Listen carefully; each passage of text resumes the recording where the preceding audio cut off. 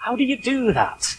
Tim Allen is the head of the dig, in other words, the chief archaeologist here. Now, when you actually started work on this site, well, first of all, why did you start? Did you know there was something here? Yes, we did. We could see this particular site from the air as you fly over.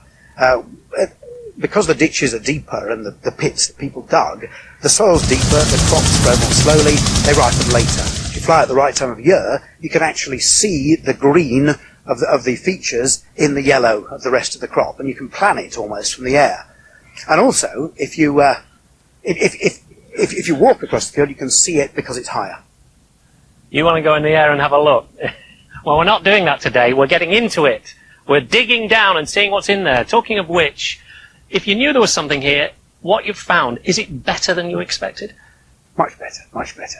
Because when you see it, all you see is a little bit of the picture. When you take the plough soils off, there's always a lot more there. And in this case, there's been a great deal more than we expected to find. What like? Well, it's all very well up here on the gravel where you can see it, but down there in the wet, you can't see anything from the air at all.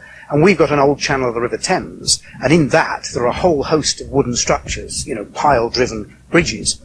And those we couldn't anticipate at all until we dug some holes.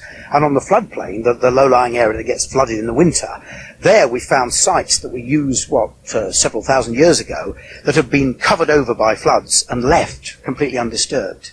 And that's pretty unusual, in fact. Now, he's having a look at the soil, and that is actually how you decide where to dig, isn't it? By looking at the soil.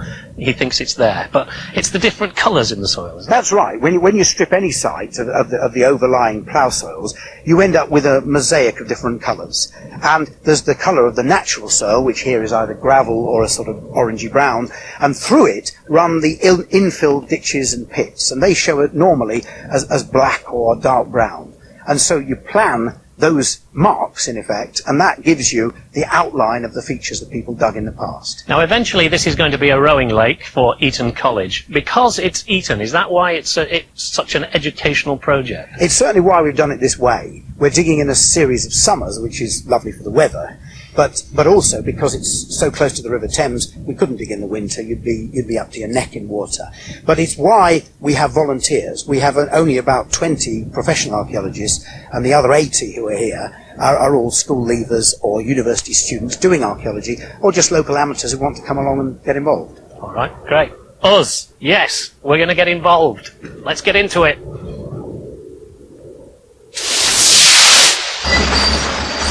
So that's the kind of getting stuck in that you had in mind, is it? Well, actually, they do use heavy plant. They have to get the top layer off before they can get down to the fine stuff. In fact, if you look over here, you can probably see that there's a bit of a drop there, and that's where they're scraping back slowly, just a few inches at a time, with an archaeologist standing by every bucketful to say, yes, continue, or no, stop, there may be something interesting there. Talking of interesting things, over here, the old course of the River Thames. You can see where it's black there at the bottom, and inside it, come on, a tree, which had probably fallen down all of its own from the banks and settled at the bottom, preserved by the mud. Again, this is where it's down to fine arts, just chipping away, maybe with a little brush or with a little scraper, not disturbing too much. Do you know that further up the river, because they're following its course and looking at its banks, further up the river, they found a beaver's lodge.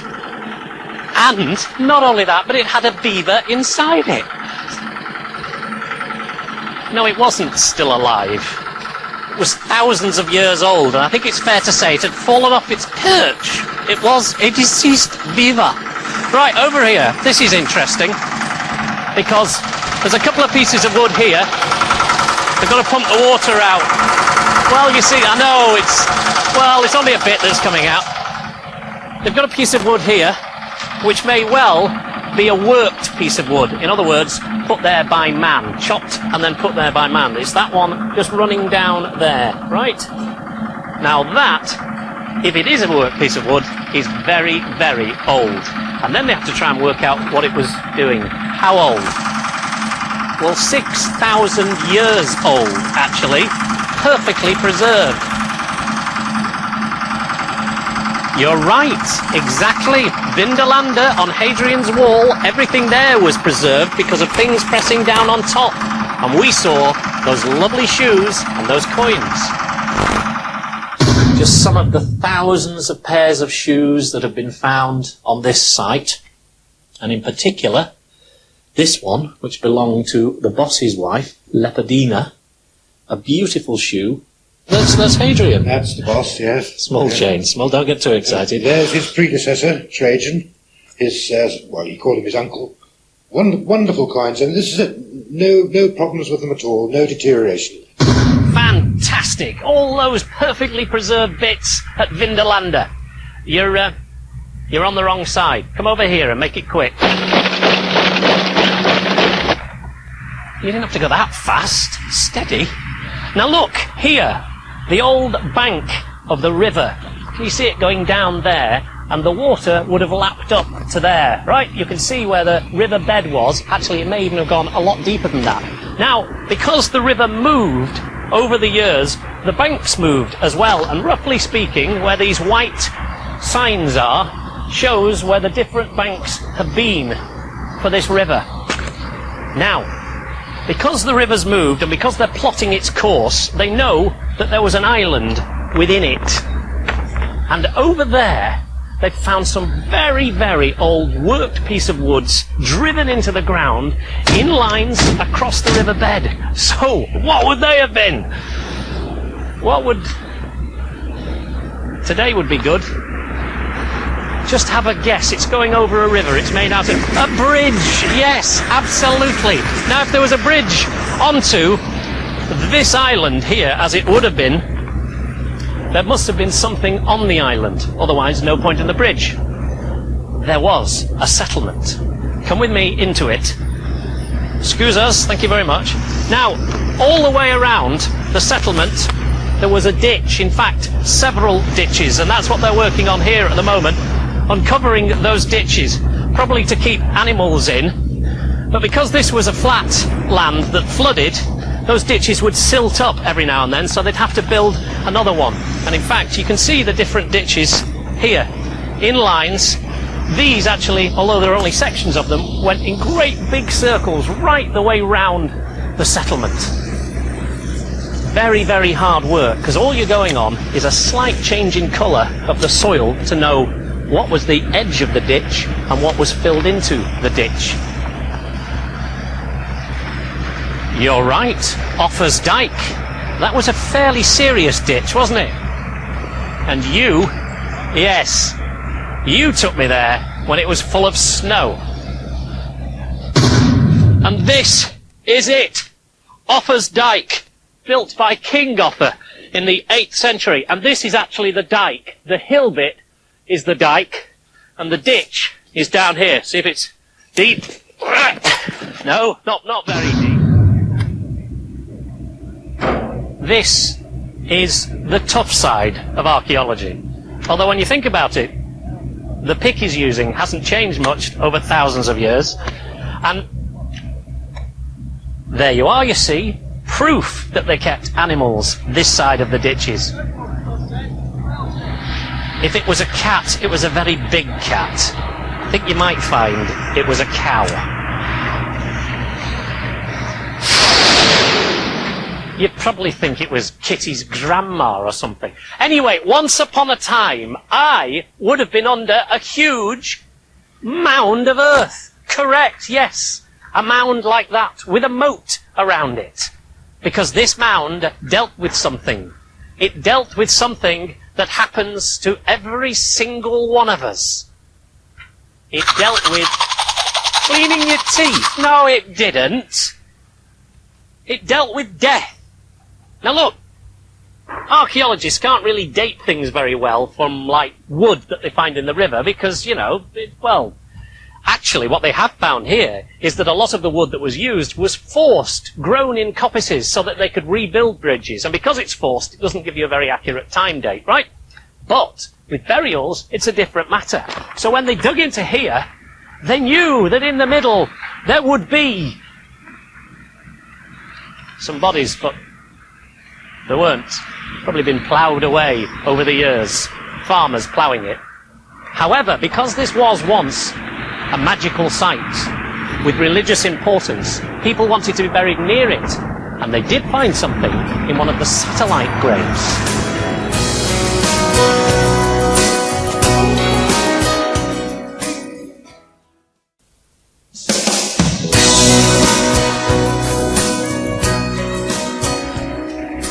Peter is a volunteer archaeologist who specialises in the human body, and this is a human body, or the remains of one anyway. From what sort of period, Peter? We think this is a Bronze Age period because the body has been buried in the ground in a very tightly flexed position. Sort of fetal it's position. Almost a fetal position, Yeah. precisely. Yes. I've already removed the upper, which was the right leg, and here are the bones of the left leg. Tightly flexed, hip here, knee there, ankle there. It's not in very good nick, is it? It is in poor condition. It has been damaged over the, shall we say, millennia by ploughing and by machine pressure, so the bones are distorted, they're crushed. As you can see, the pelvic bones are really in fragments, and so the skull was shattered as it was found. So tractors and things like that, horses' hooves going over it, made a right old mess. Yes. But you're going to do your best with it. That's right. I shall be able to, well, confirm that A, it's human, B, that it's an adult, and possibly that's all I'll be able to assess. Really? If they were in better condition, one can assess sex, and if it's even better condition, you can say how tall they were by measuring the long bones. All these long bones are broken, their ends are missing, Right. and so all one could be able to say is this is an adult, a grown person. All right, well, we'll see you a little later with one which is in a slightly better condition. Good.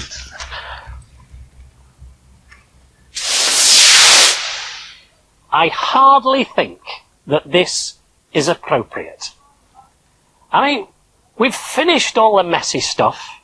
We're at the farm now, which is away from the site, and this is where they coordinate everything. They log it all, identify it, protect it. I've finished with all the messy stuff. And besides, apart from them being too short, it's not coordinated, is it? Let's go and see some bones. Catch up with Peter again.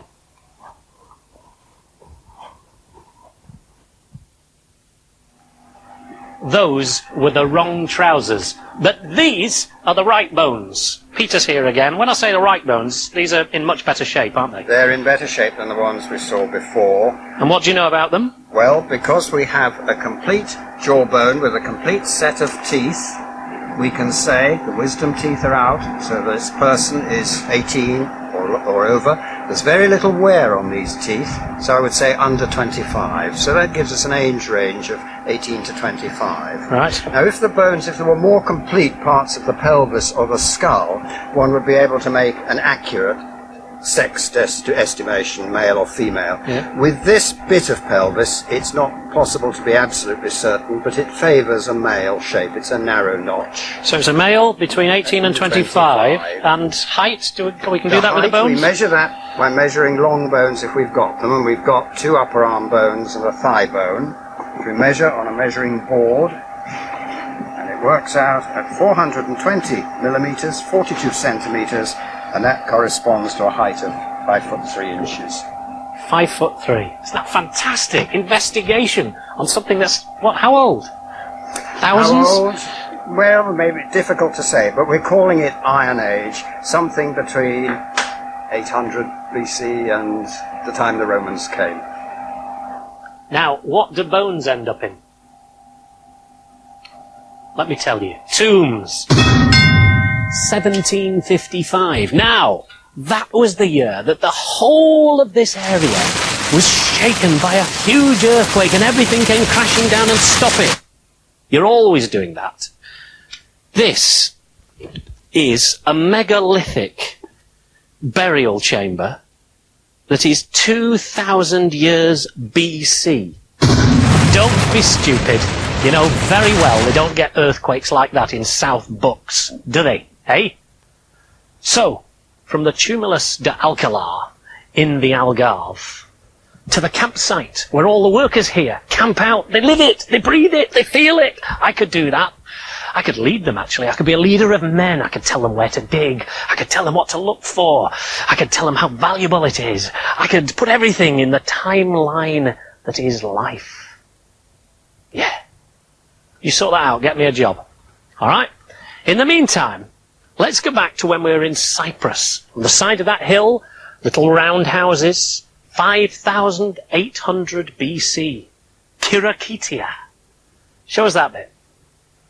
What are you doing? You're going for a lie down in your caravan. Your caravan? Halfway between Larnaca and Limassol is this Neolithic site, Kirakitia. And judging by those steps and the steepness of the hill, they were pretty fit people. Round houses going right the way up the side of the hill, built out of either mudstones or rocks that they gathered. 5,800 years before Christ. I'm serious. If he's got a caravan, I want a motorhome. And I want it air-conditioned, and I want a fridge, and I want the fridge fully stocked. And you know what I like, so just stick... Just a minute, hold on. What? You've sorted me a job. Great. And a tent. Well, I suppose it's a start. I'm glad you came here, though, because this is fascinating. They are sifting through the soil from the site here and finding out what might be left in it. Drying out the remains. Look, a little tooth of some sort here. Well, probably an animal, I think. Anyway, looking for all sorts of clues. In fact, Liz down here is doing it all. And little animal bones, might be snail shells, because if you find out what kind of snails you know they were eating, you knew what grew there. Is that right? Right. That's right. Okay, fine. Some tools down here, like that, for picking away. And some hand axes, chipping away, made out of flint. And look at this. Oh yes, I know, beautiful little fine arrowheads made out of flint. Look at how delicate that is. Isn't that gorgeous? Now, talking of small things, can you see that? They think that those might be rib bones from a tiny little baby that was born prematurely, and probably the mother died during childbirth, because they found the mother's skeleton, and then that. Ah, sad. And then, some of the oldest pottery that you'll find in Britain, and up towards the Roman period. And talking of the Roman period, remember when we were in Tunisia, about halfway down, on top of a hill, which is unusual in itself, the city of Duga. Yeah? Just look at the size of this settlement. It's absolutely well, I'm just doing a pose, you know. It is not Bruce Forsyth. Nice to see you. Nice. I can't do Brucey, but it is nice to see this. Look at it. It's enormous. Duga. Perfect in every way. But only because someone preserved it, protected it, looked after it. And they're still doing now. Hey, step into my milking parlour. Exactly the same as they're doing here. Look. Stakes that they've taken out of the old riverbed, and they're preserving for the moment in some fresh water, just keeping them here, and then they'll try and work out what they were for exactly, and who knows, maybe even in the future there'll be some other way of finding out even more about what they did. You want to choose another clip? Go on then, where do you want to go? Finland.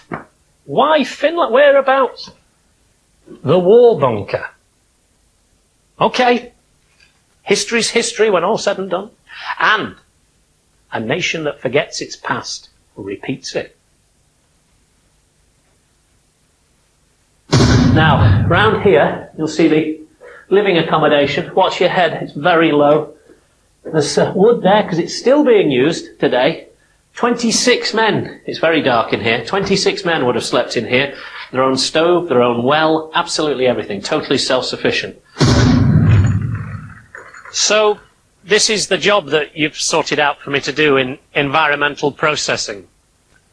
Well, I'll grant you it's very important because you've got to take all the soil samples and find out what's in them. Marty's doing it just now, and this is a batch that's going in. What? It's just another batch of soil, is it, Marty? Yes. First of all, it's gone through the machine and gotten most of the silt out. and the flot off the top, which is in that bucket, which is one of the most important things that we go for. Yeah. There's a And- bone in it. Yes, there is a bone in it. Oh, look. Normally we don't have anything that big, and that's really not a plant. That actually came out of this soil sample. Most of the time, those are found on site. This one happened to sneak through. So, It's a mess. it is a mess. So you put it through the different meshes. Yes. This is bigger than 10. Right. This is 10 to 4. And this is 4 to 0.5, yeah, underneath it. Yes. And you're finding what, like seeds? The seeds actually come out in that one, in the flot, which is floated off. The only thing we're going through this for is that we don't miss things like this, because we know exactly where the soil came from, so we know where this bone came from. Right. So it can also be plotted, you know, in the overall plan. But we hose this down, and it gets Oh, I wet. see it going through. Yeah. Brilliant. Yeah. And listen, you know those orange things? They were great. Those. You haven't still. Shame. I'll just get wet then. Oh, it's cool though. It is cool. That's nice. Sometimes we find flakes Oh, yeah, lovely. and chunks of pottery.